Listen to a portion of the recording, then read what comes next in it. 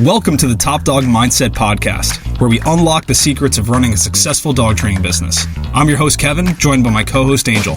Together, we bring you expert insights, inspiring stories, and practical tips.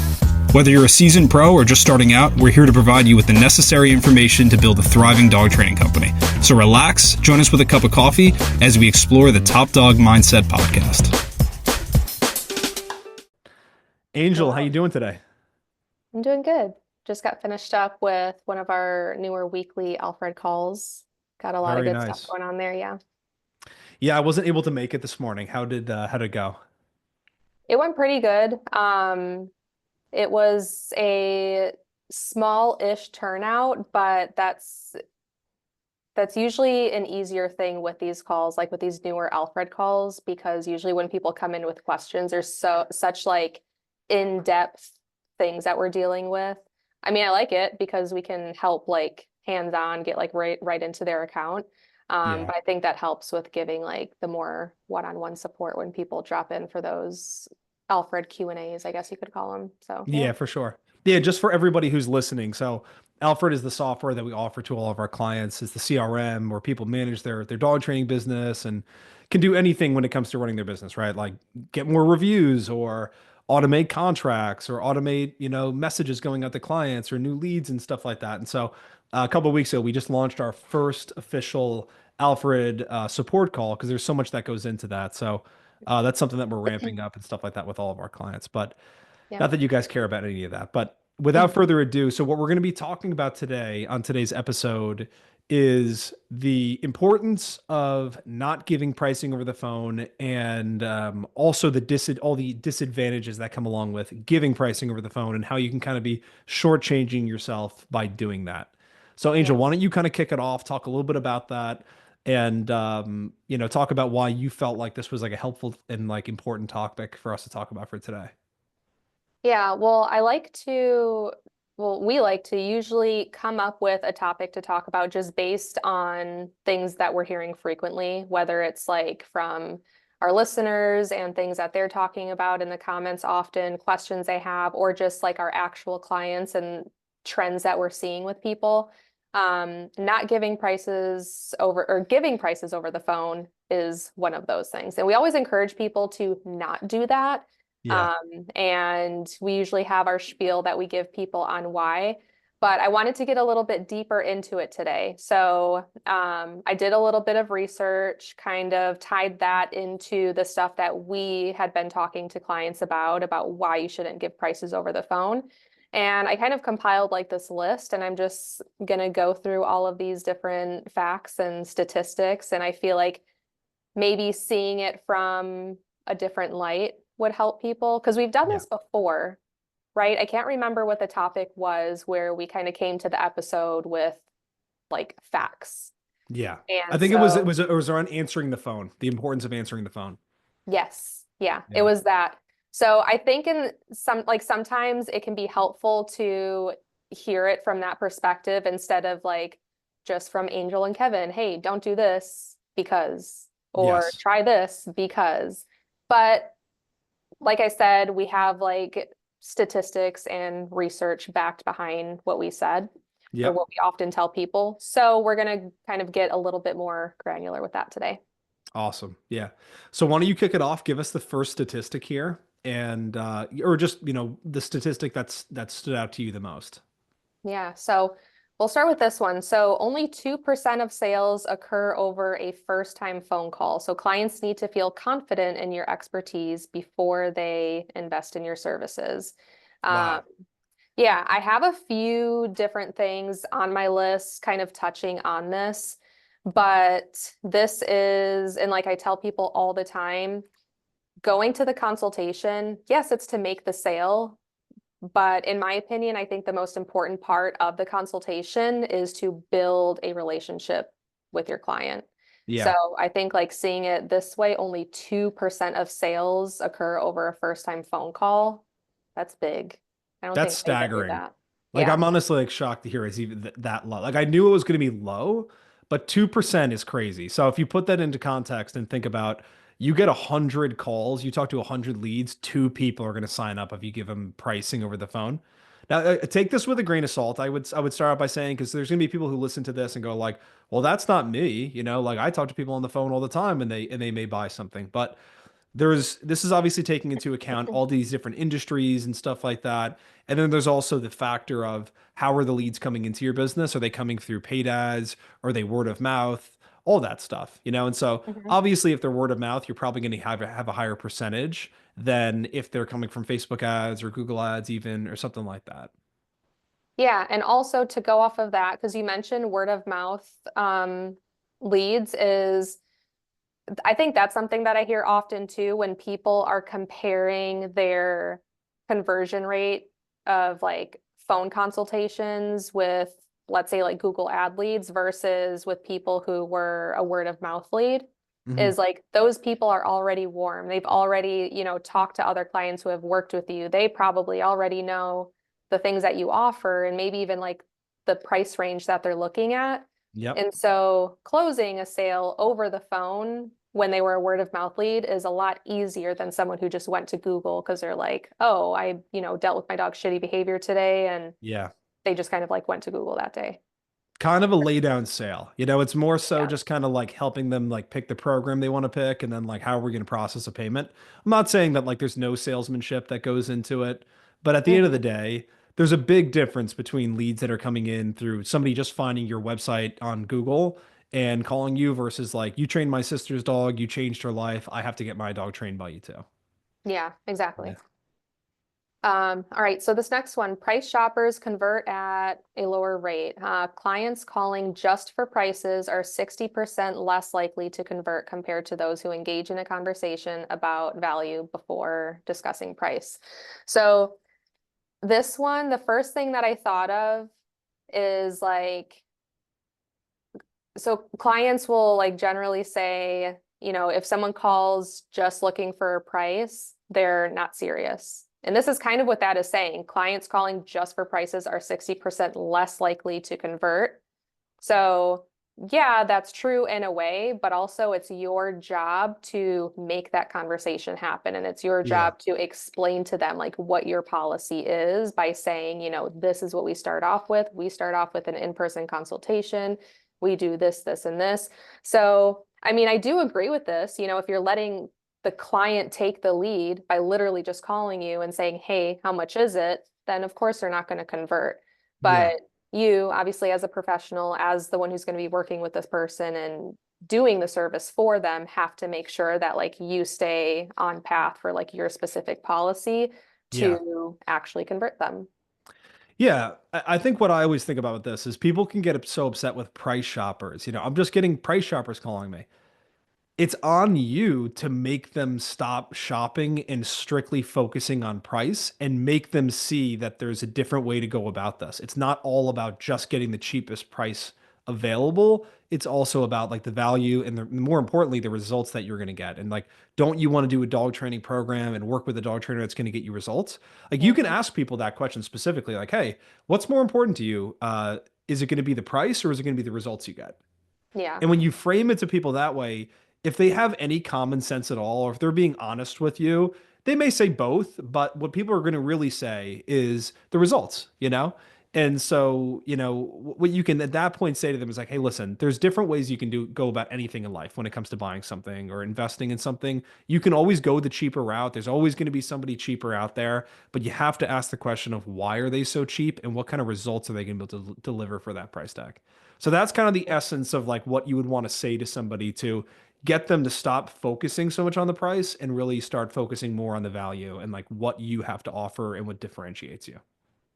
Yeah. And I'm going to skip down to this other statistic or fact, whatever you want to call it, because it kind of ties into that as well. And it's going to be a little bit redundant, but I think it's helpful for people to hear like some of this stuff in different ways. So giving a price too soon can create sticker shock. If a client isn't educated on the value of your service first, the number becomes the anchor in their mind, making it harder to justify the cost later. And they're also seeing it as a cost versus an investment. Hmm. Yeah, Yeah. exactly. So that kind of all ties together. 100%. What I always think about is if you're leading with the price and you're willing to give that to somebody within the first couple minutes of a conversation, The only way you're going to win a majority of the people over is if you're by far and away the cheapest in the market, right? Which you're not going to be. And we inside of Top Dog Advertising would advocate that you're not. We would actually advocate that you try and be somebody at the upper end of the market as far as what you're charging. And because of that, you're kind of discrediting the entire art and science of sales, and you're just turning your business and your offer into a commodity. What you're saying is just like, hey, there's a price tag attached to this. People should kind of know what this is sold for, and either they want to buy it or they don't. But people don't make rational purchasing decisions for the most part like that. They what they do is they make emotional decisions. And I was just having this conversation with one of our clients before I got on this call, and what I said to him, I was like, dude, what it really comes down to most of the time when it comes to people either buying from you or not buying from you, a big part of it is, do they like you? Yeah. Like, do people enjoy being around you? Do people feel like they can trust you with their dog? If you're doing private training sessions with them, can they envision themselves for the next 2 months meeting with you for an hour every single week? If you're kind of a drag and you're not that fun to talk to, or you're kind of standoffish or something like that, then obviously the answer is going to be no. So what I would say is, like, when it comes to giving pricing over the phone, you need to get them beyond focusing on the price. You can't run your business that way, because again, there's just always going to be somebody who's going to be cheaper than you, and you don't want to play that game. Yeah, yeah. And actually, what I was going to get into next really ties into what you were just talking about. So people remember how you made them feel, not what you said. So 95% of purchasing decisions are driven by emotions. If the first impression is just a number and not a connection, then you lose that emotional influence. And also, customer loyalty increases when clients feel heard. 86% of buyers are willing to pay more for a great customer experience. So taking the time to build rapport leads to higher retention rates. Okay, there you go. That's pretty Yeah, I amazing. feel like this is one of my, I guess, favorite things to talk to clients about when it comes to like talking about their sales process and their consultations or their lack of doing consultations, is really trying to drill it in that, again, like I said earlier, the importance of the consultation is to really like build a relationship with them. Yeah. Yeah, and what I always come down to is there's a reason why sales departments for the past 100 years have had a two-step close. It's a very Mhm. common thing and it works. That's why everybody does it in like bigger corporations. I always use this analogy that, like, if you're calling up any sort of financial institution to go and invest money, the person that answers the phone, the first person that you talk to, is not going to be the person that's gets into your financial goals with you and financial planning and what is your level of risk tolerance. Like, they're going to set you up with somebody who can go into that stuff with you, and then that's the person who's going to make you feel like they understand me. They understand that I'm kind of like a little bit conservative with my investments and like how risky I want to be. And they're going to be able to like understand that and then create a plan around that and make you feel like they fully understand you. And Yeah. that's what's going to make you feel comfortable moving forward and paying them money, a lot of money over the years that you're going to be working with them. What I always come back to is this, like, there's different levels to this. There's businesses that may be listening to this, that business owners that are listening that are not making really any money. And they're doing, this thing where they get a call that comes in and they give them a price and nobody buys. There's also businesses that are going to be listening to this and they can think to themselves, well, I'm already making 20 grand a month and I give people prices over the phone, and that's fine. But at the end of the day, like, if you're happy with where your business is, then be happy with it and like, go about things the way that you go about them. But if you're making 20 grand and you want to make 100 grand in a month, that may be the difference. That probably is the difference, is doing stuff like shortcutting the sales process, not having a real sales process. Yeah. The last thing I'll say about this is it requires time and effort and energy to really not giving people pricing over the phone. So that means that you're going to have to give them pricing at a later date, and you're going to try build more value before you do that. So that means you got to go meet with them and give them an hour of your time.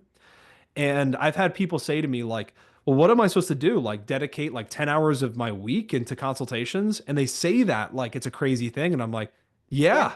yeah, that's exactly what you're supposed to do.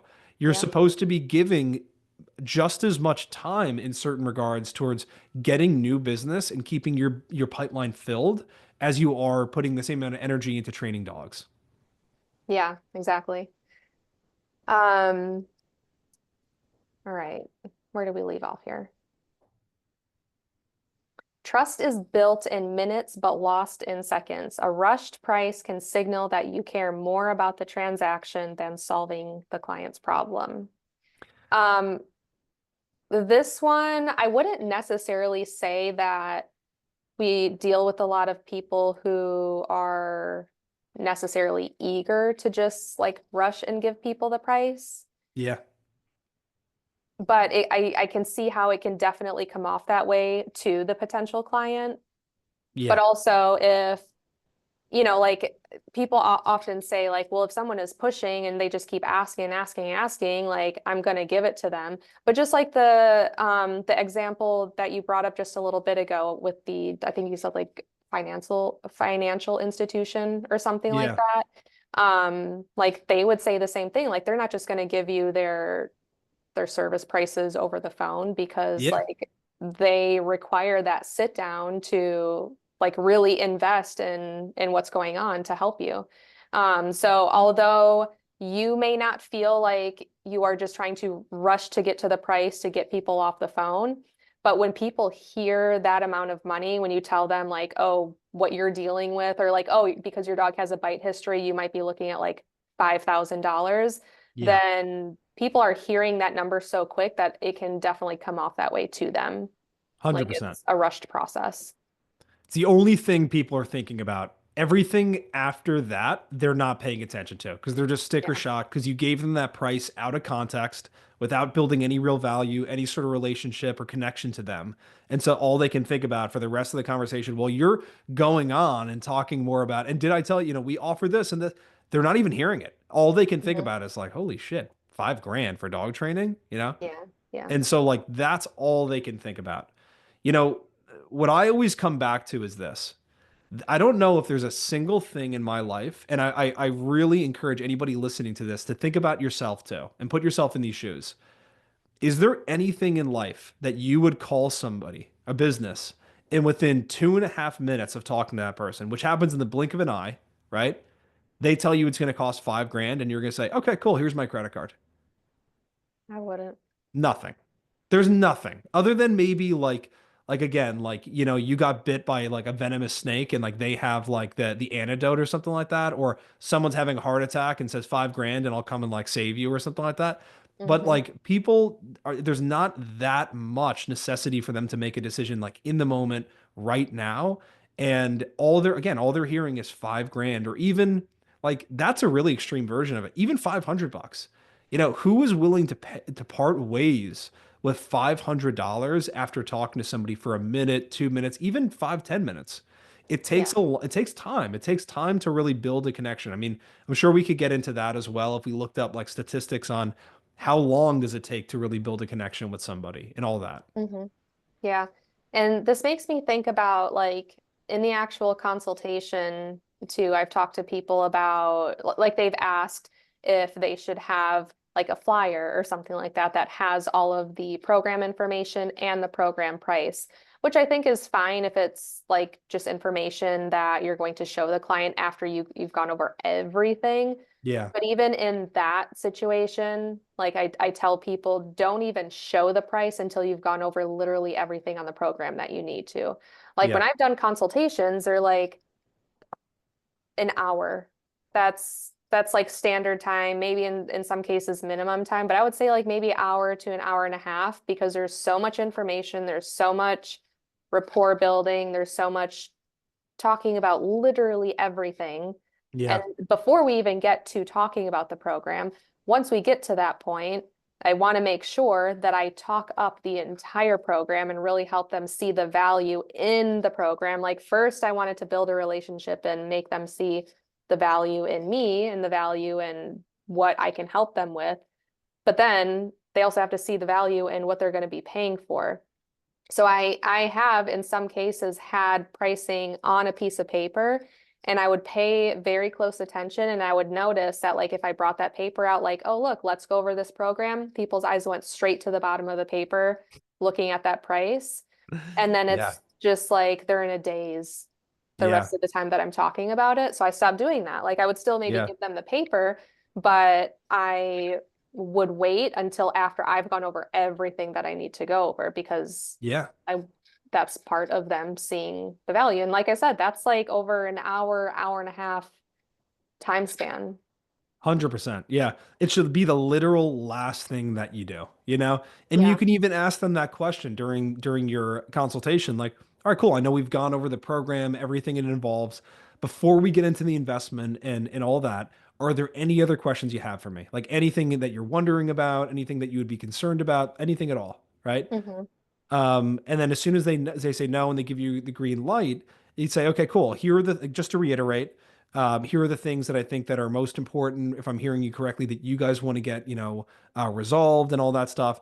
Get them saying yes, that sounds exactly right. Okay, cool. Here's what the program would be. Here's what the price is, and then you just stop talking at that point. But it's the absolute end.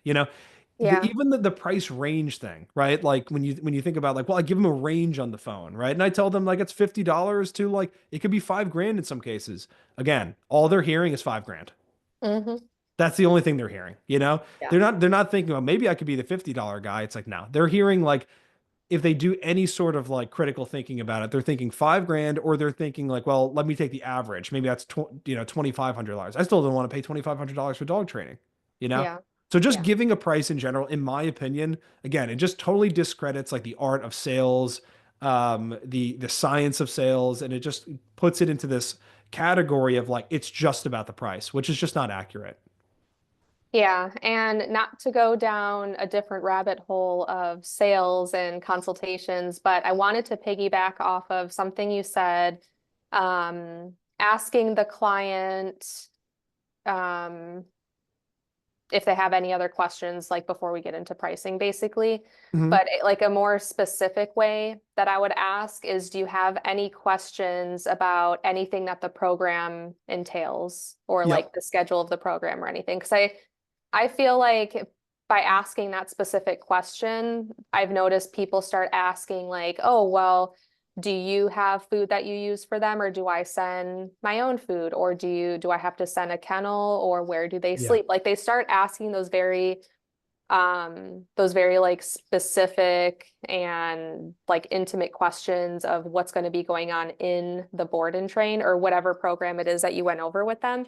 And it Yeah. just starts to feel like more real to them because then they're starting to picture like, okay, should I also send their bed with them? They're going to want their toys.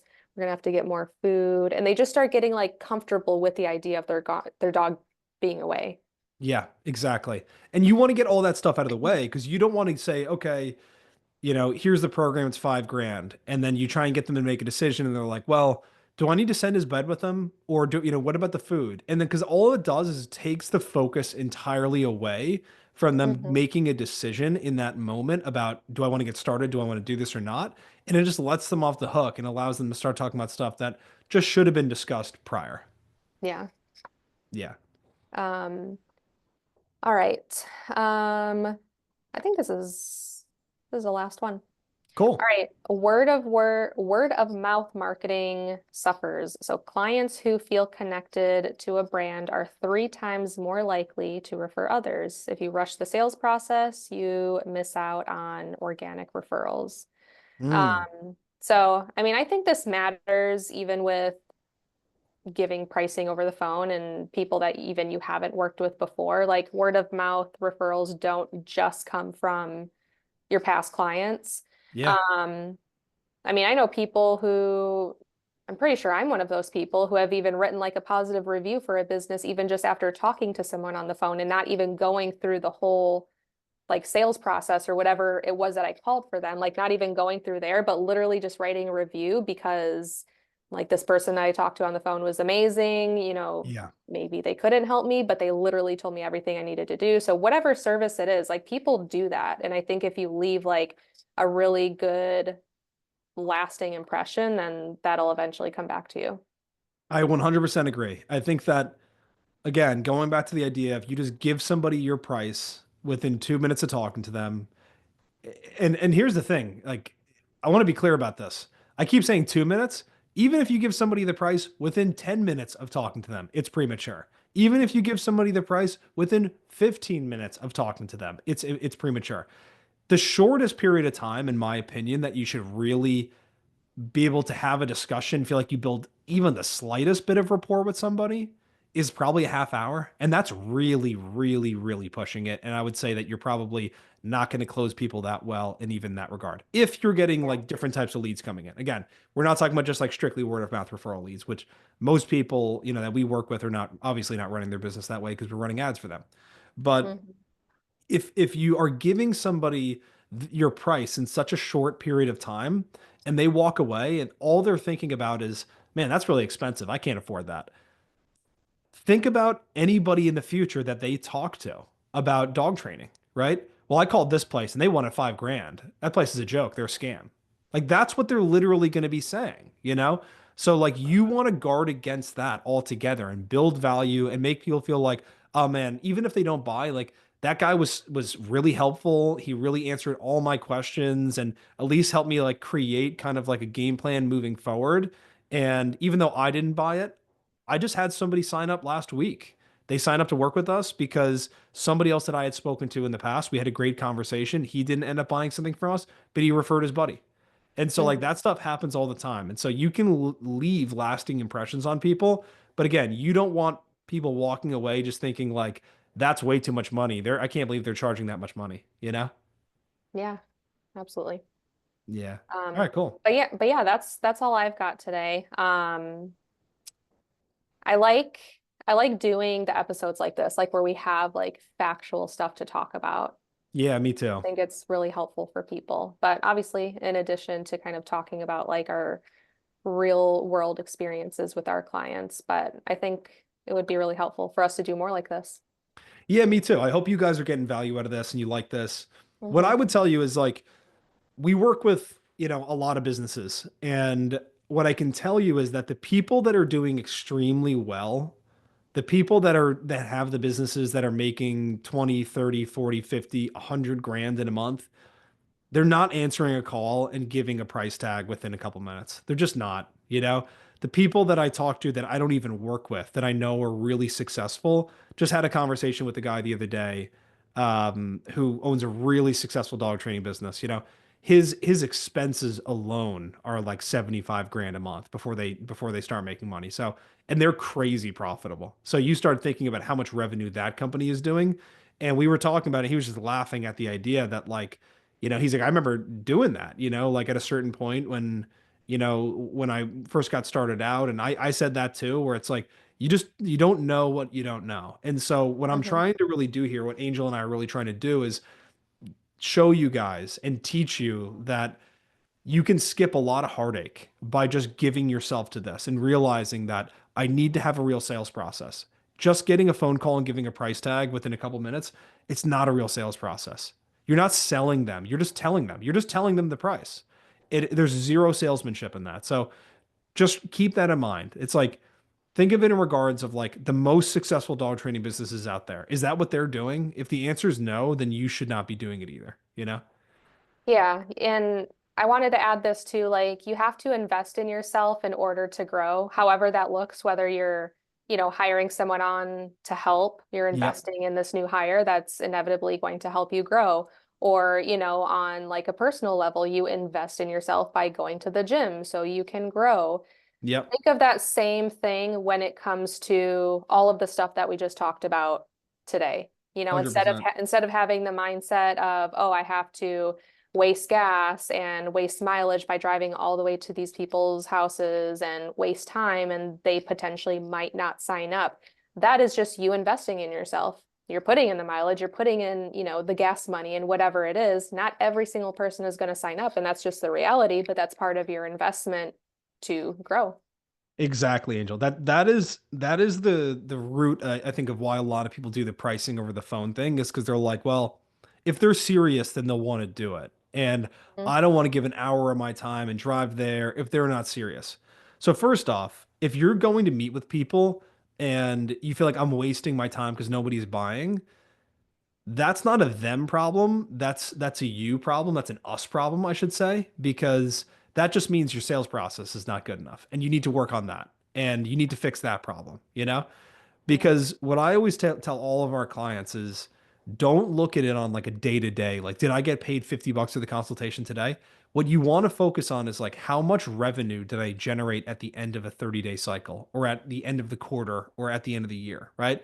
If I do Mhm. consultations and I don't give pricing over the phone and it resulted in 20 grand and I had to do 10 consultations to get there, that's an incredible return on your investment. And so don't look at it in terms of like, did I make money today? Look at it in terms on like, I have this system in place, I'm committed to it, and when I do this, it results in this much revenue each month. Yeah. All right, so we can wrap it up here for the day, but I hope you guys got some value out of this.